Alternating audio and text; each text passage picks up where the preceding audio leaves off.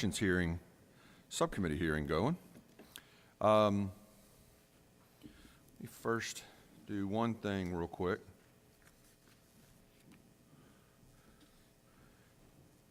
Director Pickering, thank you for coming today. You also have this sheet that is from the budget hearings, correct? I do not have that one in front of me, sir. Okay.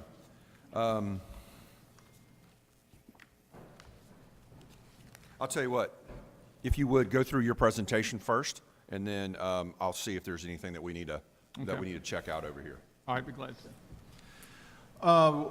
We've handed out to you a brochure that's got the just our narrative of our budget. There's basically two parts to our budget: the federal funds and our state funds. To be clear, there are no state funds that goes into the operation of our nursing homes. We have 4 of those facilities, and most of you know we have a 5th one that is prepared under construction on the Gulf Coast in Tradition. We're waiting for the federal dollars to drop on that project. We are requesting $52 million. A lot of that's because of this year. That was our projections of where we would land coming out of COVID. We are still in that. Just so you know, our occupancy is 600 beds. We run about 95% capacity constantly. And of course, typically in the nursing home business, you're going to have a certain amount of hospice deaths. But due to COVID, we've been restricted to admissions. 2 of our homes are not operating at cash flow. So we're having to carry those homes. We believe in 6 months, once we get through the vaccine process, families start settling in, we'll start seeing that occupancy rate climb. We are doing admissions at this point. Halfway through the narrative on the federal funds, we are requesting 3 additional pins for our operation of the nursing homes in Mississippi.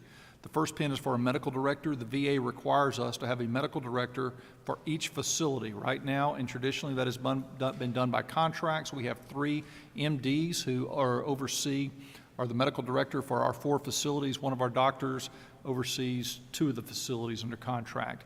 We would like to make that person a staff job. We can save somewhere between $200,000 to $250,000 from what we're spending on contract right now by having a single doctor. And I have one of those medical directors would be willing to do that, to come to work for us as our on-staff medical director over all 4 facilities, using PAs and nurse practitioners contracted at the local level, or even some doctors like we do in Oxford. That would help save us a significant amount of money, but also give us kind of a one throat to choke. As we've gone through COVID, I've had to deal with 3 doctors, 3 schedules, working around their current patient load as well as what they're doing at our home for the treatment. You have 3 different opinions, so we have not had a standardized approach to early on. We were using hydroxychloroquine in 3 of our homes, but not in the 4th, and we were seeing different outcomes early on, so it would be good to have that in place for patient care. The other 2 are for clinically trained chaplains. This is not just to hire a preacher. These are folks who've been through the clinical pastoral education program in the medical field. That is a 2-year process of training. We'll probably go for 2 segments of the 4 for our requirements. We've had 95 veterans die from COVID, plus we typically on hospice have about 18 a month between our 4 facilities. There's a lot of grief that goes on among our veterans when they have roommates, hallmates who pass away. But our staff also are dealing with a lot of grieving. The other issue is we need to protect our veterans' Second Amendment rights. You don't think about it being in the Deep South, but we've got 2 Jewish veterans living in Oxford and a couple of others between Kosciuszko and Jackson. Baptist church groups come in to sing and do Bible studies. They don't always appreciate that not everybody there is not a member of First Baptist Pisgah, and they just assume that we all are. So having a staff member to help protect that Second Amendment right, as well as to deal with the grieving and kind of control that part of what we do. That's one thing I have found. We get a lot of clergy come in meaning well. My dad called them jackleg preachers. They don't pastor a church, but they want to come in and do Bible study and services on Sunday morning. You really don't know what's being taught, preached, shared, and even though we want to protect that and our veterans have a right to attend that, it'd be nice to have somebody on staff who's trained in overseeing that and making sure it's done in the right way. Right now we rely on that service from our hospice companies, but they sometimes can be tone deaf to what the need is. Most of what I would be looking for are chaplains who've served in the military or through the VA system who have an understanding of this culture. And by that I share, I had a horror moment, had a gentleman passing away, actively dying, and a Episcopal priest, female, shows up with purple hair, dangling crystal earrings, and she wanted to go in. Well, all the guys' sons were in Carhartt overalls and muddy boots. It was a cultural clash like I've never seen, so we were able to help her. Let's not hold hands and hum. That's what she wanted to do. So we have a real need there on that front. The other issue is 6 new pens for the facility on the coast. If we do get construction started this year, as soon as we get the slab, we need to hire our administrative staff, not the nursing staff or all of that. Again, these are paid for with federal dollars and private pay from the family. So that you know, as a committee, our federal funds, the VA gives us a per diem grant. That's right now, on average, Greg, I think we're running about 150, give or take, depending on the market. For the veterans, it's $115.62 a day. Okay, $115.62 a day per veteran on average, and then the family pays $50 a day. We are discussing with our Veteran Affairs Board, who sets that daily rate, the possibility of going from $50 to $60 a day due to the increased cost on that front as well. And so that is what we're doing, how we can control. We're also dropping our application this week, early next week, for Medicaid, Medicare. That'll give us a third revenue stream. It does not displace the federal grant on the daily per diem for the veterans, but about 15 to 20 of our veterans will qualify for Medicaid. It's not like the entire home will. And so those are issues that we're addressing on the federal dollars. Any questions on the federal funds and operation of the homes? No, but I will remind you, we've got about 10 minutes left Okay. in the hearing. And the next part is general funds. We're right now requesting $5.9 million on there. We were last year at 5.4. What we're really looking at there is addition of a couple of pens. One would be an internal auditor. We requested this pen last year. We are running, as you see, about a $50 million agency. State law does require us to, but there are no funding in pens for those internal auditor positions. And as you can imagine, internal auditors are near and dear to my heart. But once we start the Tradition project, that'll put us at $100 million we're overseeing. And just to give you a case in point, as of this morning, we've been working on this at 6 last night. We've got what appears to be a narcotics misuse at one of our facilities, so we've been on the phone with the OIG and Mississippi Bureau of Narcotics, probably bring the AG into it and probably have a criminal case by the end of the afternoon. Having an internal auditor is not just from a financial standpoint, but internal controls, checks, and balances would be helpful for us. We also be hiring our last VSO for the Natchez Alcorn University area. We have a veteran service officer, a state veteran service officer on campus at every university in Mississippi, 4-year schools, except for Alcorn. We do have that person hired right now on a contract. We'd like to convert them into full-time. That way we cover all of Mississippi and have a state veteran service officer within 50 miles of every veteran in the state of Mississippi. They'll be at Alcorn 2 days a week, and then be in Natchez for the remainder of the week and serving there. The only other issue that we have is the relocation expenses later this year to the War Memorial Building is included in our request. We are working with Architects Bureau of Buildings at DFA right now to do the renovation repairs necessary for us to move into that building. And we would have to move, and it would entail some furnishings and issues related to that. And so I believe we're asking about $400,000 to cover the cost of that move into that facility. That'll put the American Legion, the DAV, the VFW, and the National Guard Association and our staff all under one roof so that all veterans are served at one location. Really would, and then we could all work together as well, because all of those groups we work closely with. As y'all know, the National Guard Association provides insurance to our men and women serving in the Guard, our veterans. And then we are the VSO for the American Legion and the VFW, and DAV provides transportation across the state to and from their home to the VA medical centers. Mr. Chairman, that's a quick narrative. I'll be glad to answer any specific questions for you. All right, I've got a couple of questions. Let's see here. I'm going to go back to your pins real quick and make sure that I understand this correctly. You're asking for, your request is for 87 total pins. You're at 78 right now, is that correct? Correct. They're keeping the existing 78, and so that you're aware of, y'all have already passed House Bill 69, allowing us to pay a little more competitive salaries. We've lost this year due to COVID and the high cost being paid by temp agencies. We've lost significant. In January, we were 75% filled on those pins, nursing pins. We're down to 15 to 30% depending on the home. Okay. Those pins, the LBR recommendation was for 72 to lose 4 of those, and those are just the common that we Correct. see that are vacancies when we went through our snapshot. That being said, the difference between what you're requesting and what LBR has is most of those are going to be for federal money. Three pins of for the five would be, facilities. yes, sir. Okay, and then you've got new pin requests for general funds that are for 2 additional pins. Yes, sir. And that's for the salary amounts for the total of those pins are 132,000. Yes, sir. Okay. And then, all right, I'm just going through your general fund request, your general fund page. And I see 181,000 for reclassifications. Is that correct? I think that sounds about right. Okay. Greg, you have that. And then another 132,000 for the new pins that you're asking for. Okay. Then 400,000 for the relocation. Correct. Okay. And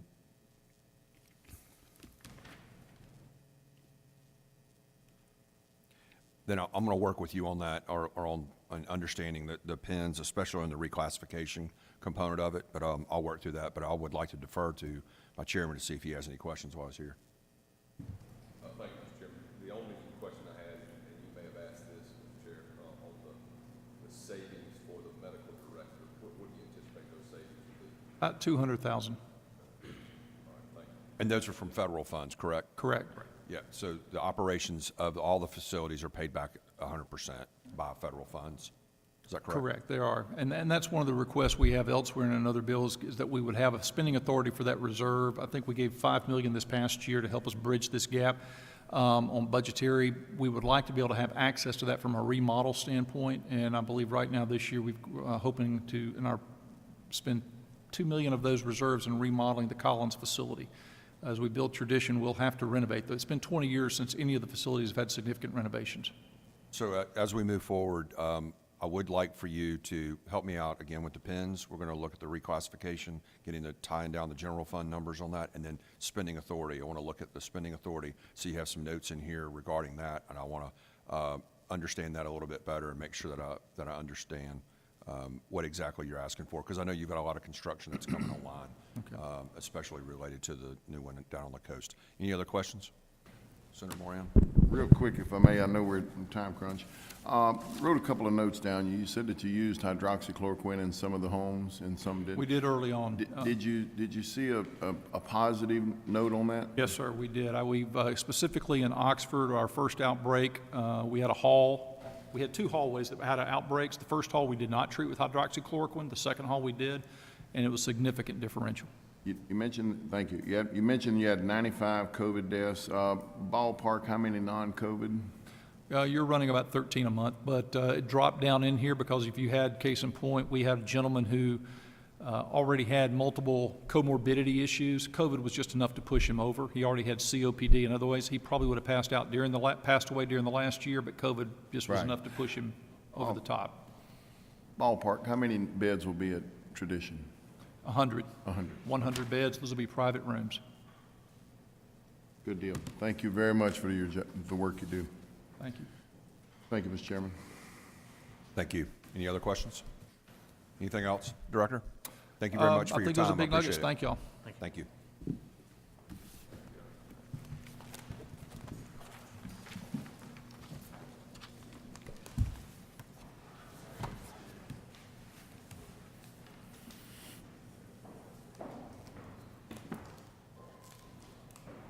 Good morning, General. How are you? Please.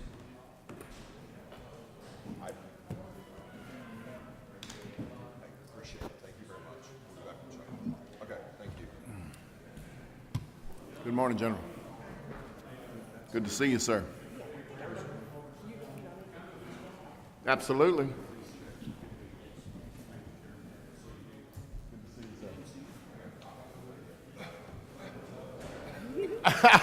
You got to share the love. How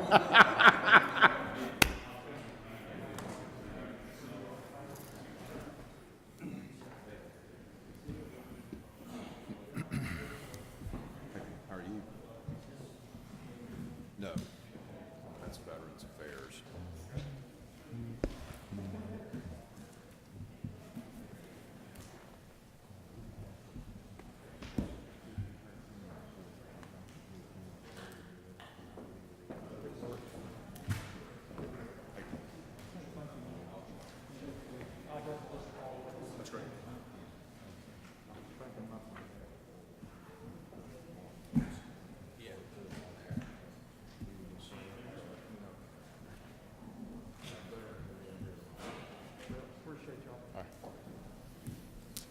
honorables, it's right at 9 o'clock. You've got 30 minutes for this hearing. I don't know if you'll need all that time, but you're more than welcome. If you would, press the little button on your microphone to get it to that green light, and then welcome.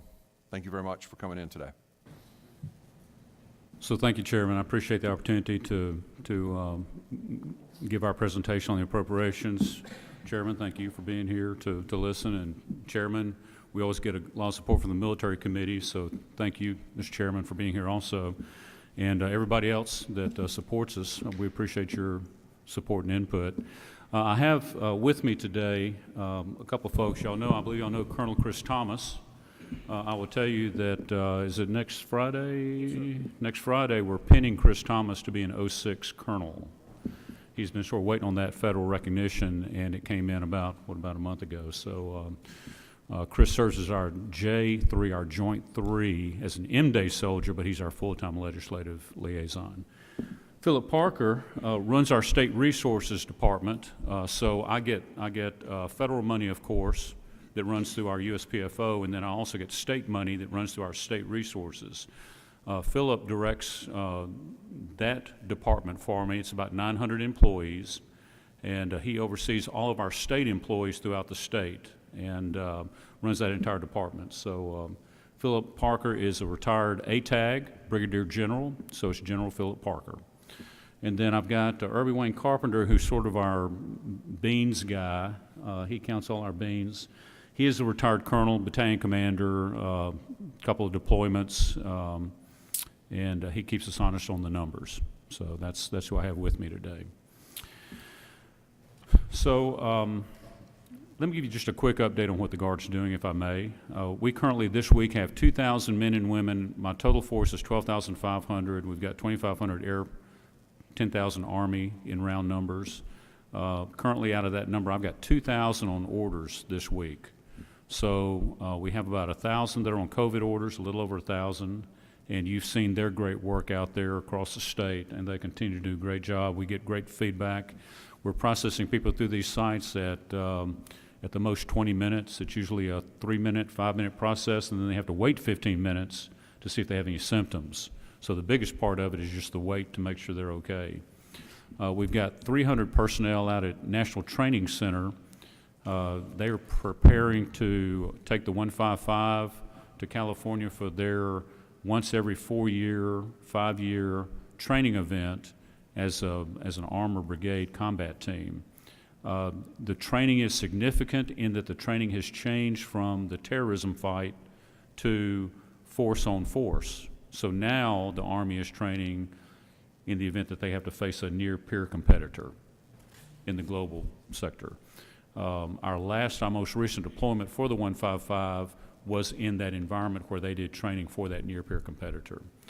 I also have about 100 that just returned from Washington, D.C. We sent military policemen to Washington, D.C. Other states sent non-military policemen. I felt it was important that with the vetting that they were doing up there, that it was important that we send military policemen to the capital region who knew how to handle a weapon in a domestic situation. So we sent our best qualified folks for that mission. And lastly, we have about 500 men and women who are deployed currently. We always have about 500 or 600 men or women deployed, both Air Force and Army.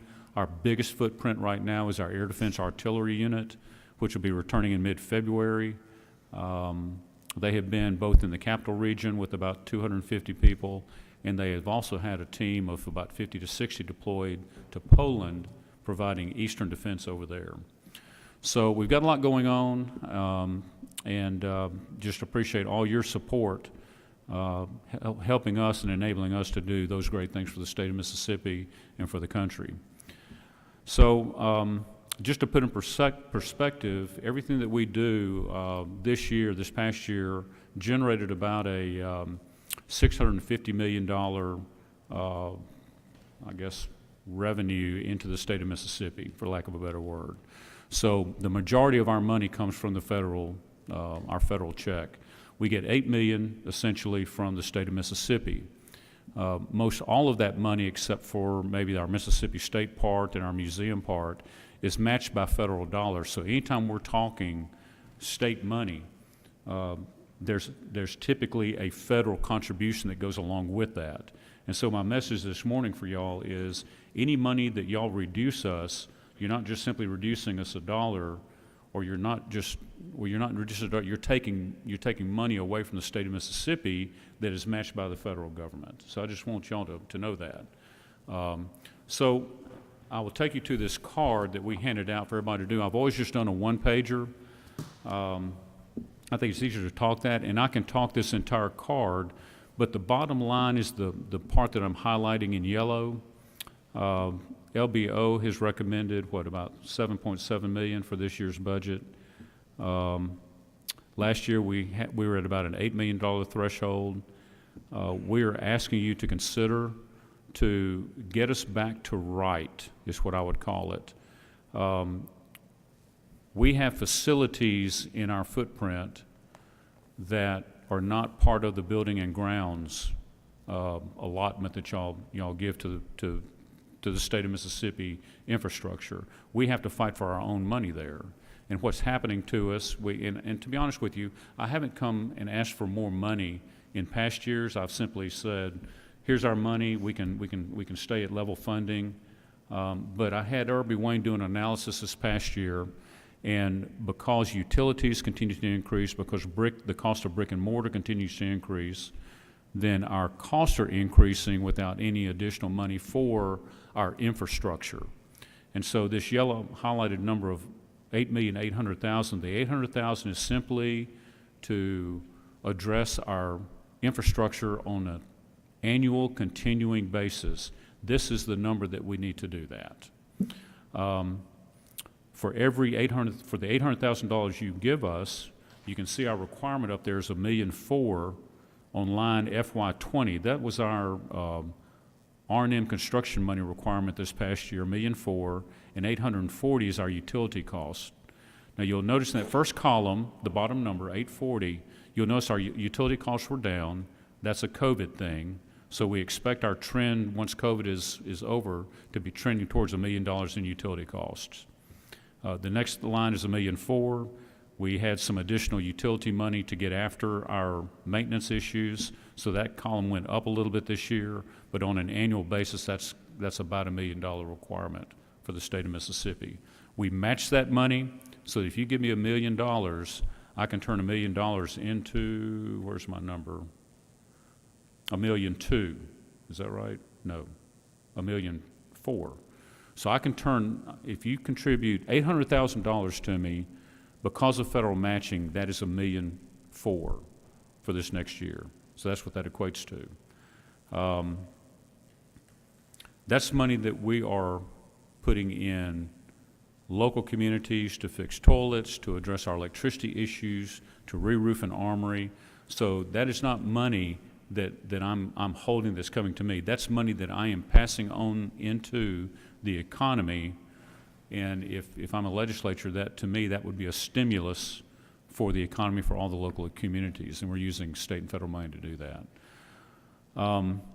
We've done our part to try to reduce our costs. So Philip, I'm going to ask you to just make a point on what we've been doing on our armories to try to be better stewards of state money. So Philip? So in an effort to not just solely reduce our maintenance costs, but we have, over the last couple of years, we have returned armories back to the community. Locations that where we could combine units into one location to try to reduce some of our costs for this purpose of this discussion from the utilities and repairs. So we're down to 66 locations. We had like 82. So over the last few years, we really have gotten after that to try to reduce that number. We continue to look at where we can return armories still. We have about 4 that we're considering for this year, if we can get the other facilities where the units can move into and have enough space. So we continue to do that, and that helps reduce some of that cost, but obviously it's not a complete fix, but we're trying to do what we can do everywhere to reduce that cost. And truly, really in every situation, we went to the counties and to the cities and said we're having a fire sale on armories, and in every situation, they have asked for that armory. We've contacted them, said it's available, and except for one location, they have asked for that. In that one location, if the community doesn't want it, we keep it. And so that's sort of where we are. And we use our recruiting and our footprint of our units to dictate which armories are the right ones to return and which ones are not. So there's a very deliberate process that goes through doing that. So anyway, Mr. Chairman, I'll just stop there and be glad to answer any questions about our budget proposal, and I might have another comment if I don't get a question. All right, I appreciate it, General. One of the things that I know I've had people ask questions about is just let the committee know, the subcommittee know, about how the monies are flowing from CARES Act and or Stafford Act and or the federal funds that are coming down. And, you know, we've talked about this in the past. There was a lot of that was 100% federal funds. It did drop back to 75% at some point. Do you have any inclining of what that 25% match is going to be for this current fiscal year plus going forward? So great question. So we're impacted by the federal coronavirus money in three ways. We applied for it through the state and Irby Wayne worked up those numbers. It's about $1 million requirement, mostly cleaning type stuff for facilities is what it was. We did not get any money for that. So we did not get any money from the state, which is fine. We also asked for money on the federal side because we have some federal footprints like our air bases. They're 100% federal.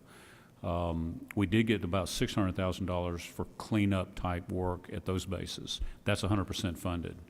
And then we have men and women on orders, and their payroll has impacted us about $40 million this year. Back in August, the federal administration said that there would be a cost share of 25% going forward. So we had received 100% for our payroll from the federal government up until August, September 1st or September 30th, and then it changed to 75-25 after that. However, we've just received from the federal government an allotment that offsets that 25%. So that was backdated. And so we have now, our men and women who are working COVID orders are now extended through September 30 of 2021, and that 25% match that the state was obligated to has been forgiven and backdated. And so we're basically 100%, all of our COVID efforts are 100% federal with no state match required. Okay, so let me ask the question a little bit differently. For the National Guard to participate in the super sites that the health department has set up, are all of the costs associated with operating those sites covered under those federal funds? So I don't know the health department's cost. They'll have to tell you that. But Yeah, as just far for as, the National but I'm Guard. providing personnel to run that site, and I'm providing a little bit of equipment. All of that is 100% federally funded. Okay, great. At this point. All right, I'll yield to my chairman. Mr. Chairman, do you have any questions?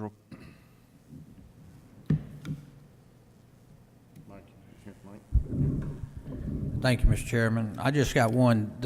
Last year when we increased your federal authority of expenditure, did that help out kind of timely with the COVID that come in?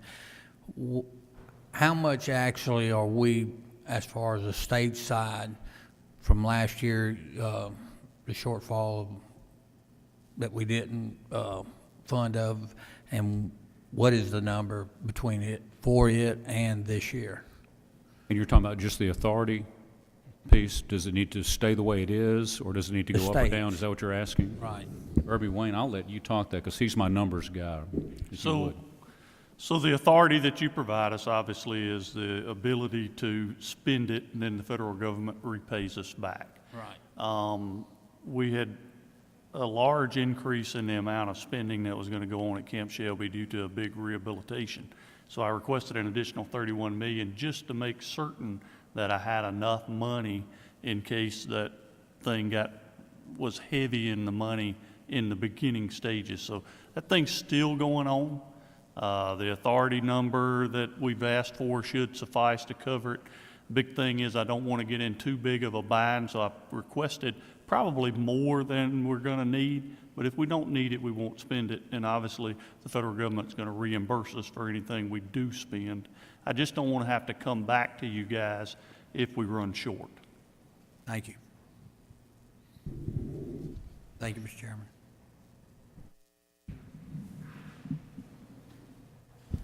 Thank you, Mr. Chairman. Thank you, gentlemen, for being here this morning. Thank you for what you do.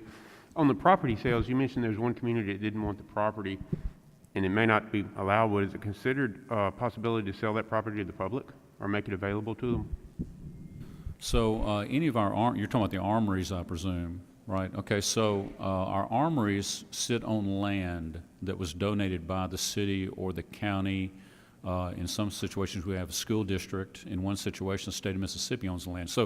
So our responsibility is to return that building to whoever owns that land.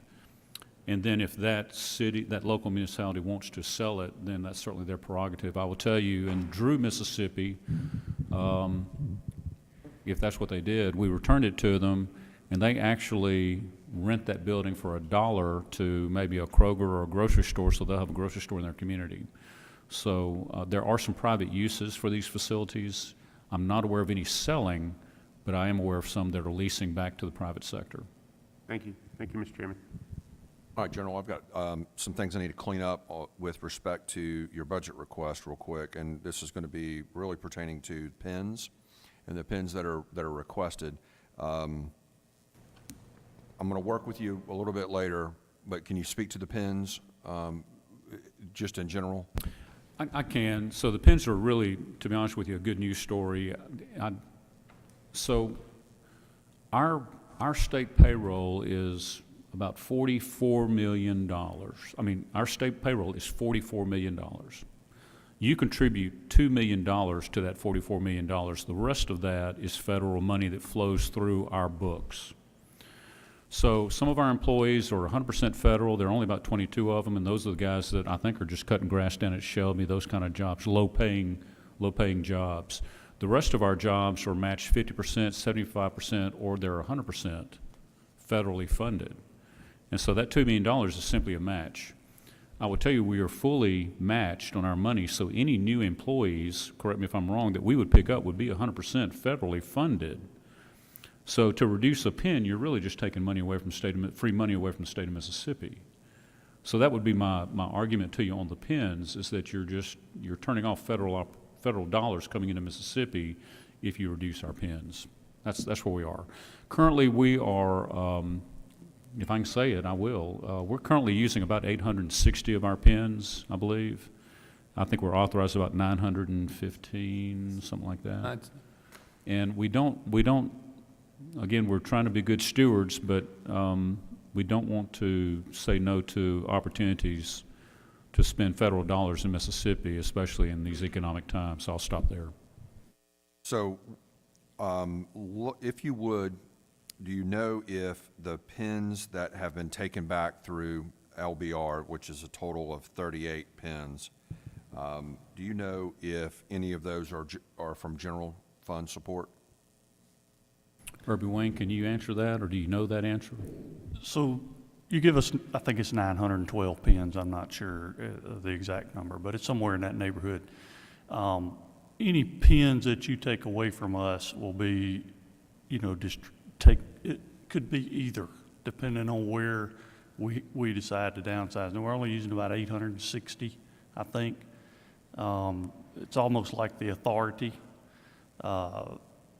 Occasionally we swing, right? So if you take 30 away from us, that gets us down to 870.